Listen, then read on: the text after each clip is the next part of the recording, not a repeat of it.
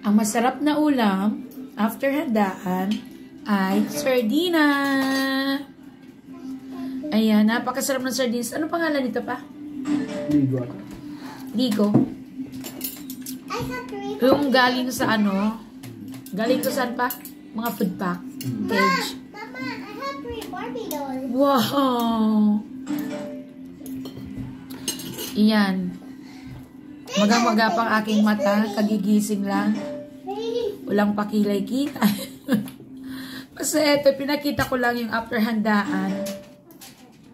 Ang masarap kainin ay etong sardinas. Ayan.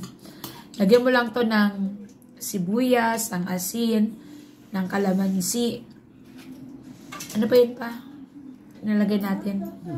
Yun lang. Napakasarap na. Ayan. Tapos, partneran nyo to ng napakainit na kanin. Ay, nako. Sobrang sarap ng sardinas. Nakakaumay kasi yung pagkatapos mong kumain ng mga karne, ng mga handa, ito nga hanap-hanapin ko talaga. Ayan. Ano na, tay? Kumuha ka na?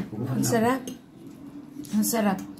Nung kabataan days ko, pinapartner ko to sa tinapay, yung tawag sa amin panligaspi or monay kung tawagin. So, napakasarap niya. Tapos, lalagyan ng mayonnaise. Sobrang sarap ng sardinas. Ayan. Sabi ni tate, baka raw mangati ako. Sabi ko, hindi naman siguro. Pag nangate, kamutin. Ano yan? Si Tirisin. Ano pa? Katapat si Tirisin. Sarap-sarap. So, ayan, shinare ko lang ang masarap na ulam. After handaan ay ang napakasarap na sardinas. Sobra talaga, maigi na lang. May sardinas sa food package na ibinigay sa amin. So, masarap. Ang bango-bango pati. Napakasarap din nito yung maanghang. Lalo na yung maanghang nito, yung kulay pula. So, that's all. Thank you.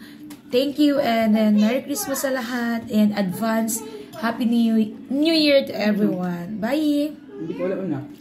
Kagagaling ko lang sa tulog.